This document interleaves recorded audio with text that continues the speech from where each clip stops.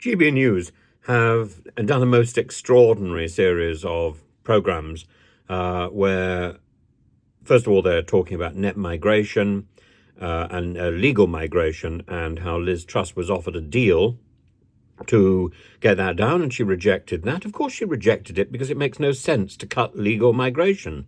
The NHS needs foreign workers. The farmers need foreign workers to pick their vegetables. The construction industry needs foreign workers. Hospitality needs foreign workers. Teaching now is reaching out to foreign workers. It is extraordinary that we've even got this talk about cutting net migration, and Rishi Sunak's absurd distinction between legal and illegal migration, when the country is desperate for workers. And instead we're imprisoning a lot of these potential workers who could be working, for example, on farms.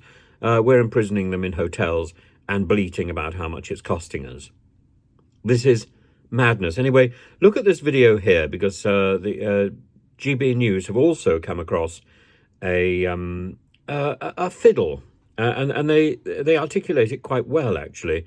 The fiddle is that the government is hiding the number of boats which are coming across the channel. It's diverting them, it's intercepting them, first of all, in the middle of the channel, and then diverting the migrants to a quay which is inaccessible to the media, so the media cannot take photographs of people arriving.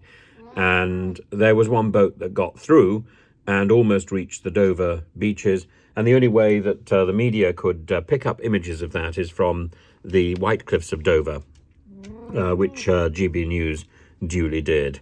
And it is an astonishing indictment of the government. So all this talk, all this Braverman banging on the dispatch box, and yet at the same time hiding the reality. The reality is that none of this banging, none of Braverman's banging has done anything to discourage the small boats at all. 300 today. The only thing that discourages the small boats, as GB News points out, is the weather. From the family. But in other news, GB News can exclusively reveal that more than 300 people have been intercepted in small boats in the English Channel today. The first to cross in 7 days. No, there wasn't a break because of this radical policy. No, they're not terrified of being sent to Rwanda. It was the weather.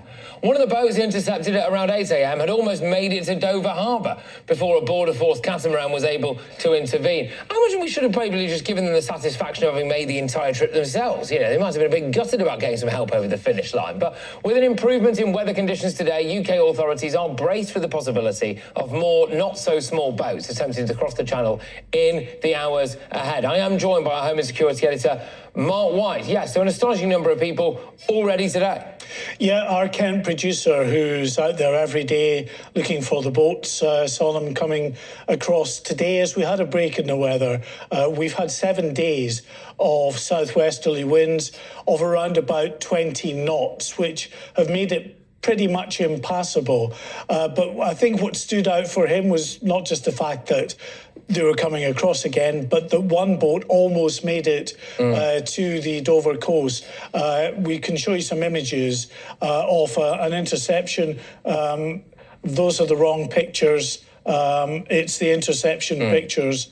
This is a boat that's coming into Dover Harbour with the migrants, 300 today in 6 small boats. You can see them coming off the vessel there. But if we can have a look at the pictures of the vessels being intercepted. Well, we'll get to those eventually. But look, the point is, I suppose, isn't it, that obviously they very nearly managed to actually make it to the actual harbour itself. And I think yet another example, Mark, I suppose, of what a factor weather is actually playing in all of this as opposed to policy. Yeah, there's no doubt that this is weather related. We've spoken to a number of maritime experts who know the English Channel very well. And although Rishi Sunak last month stood up in Dover and said it was the government's back or plan to end the boats that had stopped them. They say it's actually the weather. Now you can see this is the image that we're talking about. This boat absolutely packed with people, and that is just off Shakespeare Beach, which is just next to Dover Harbour. On that image, there is a Border Force rigid inflatable boat speeding towards it. They are now the catamaran, the Border Force vessel Defender, alongside this boat as well, picking up, we believe, at least 50 people from that rigid inflatable before taking them the very short distance, it has to be said, into Dover Harbour to be processed. But authorities have been absolutely determined, Patrick, not to allow any small boats to land on a beach, because they don't want these images flashed all around the country. They want to show that their plan to stop the boats is working. So that's why we've got rigid inflatables from Border Force patrolling the beaches to ensure that none of these boats get across. It is unusual for a boat to make it this far. Normally, they get intercepted. The Border Force rendezvous with French vessels that normally escort these small boats across at about the halfway point between England and France. And at that point, they're picked up. So this one somehow managed to evade Border Force and get almost... But that is interesting. Just talk to me a little bit about that. So they are desperate, you are saying, for images like the ones that we've managed to get hold of there to not make it out into the public. What? So that they can try to claim that it's working, what's going on in the channel? Yeah, we've seen not just the fact that Border Force ribs are up there now patrolling the beaches to help prevent any beach landing, but also just the day-to-day filming that we are able to do. You remember about 6 months ago or so, we could go down into Dover Harbour and be up close, really, to these boats when they came in and the migrants on board the boats were being taken up the gangways to the processing centre.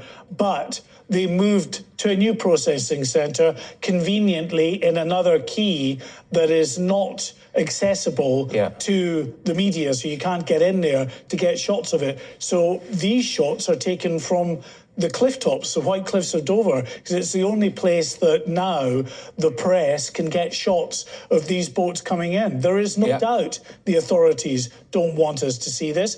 If that was not the case, we would be allowed access to see this. And there's also no doubt that other media outlets don't want you to see it as well. So, Mark, thank you very, very much. Mark White there, our Home and Security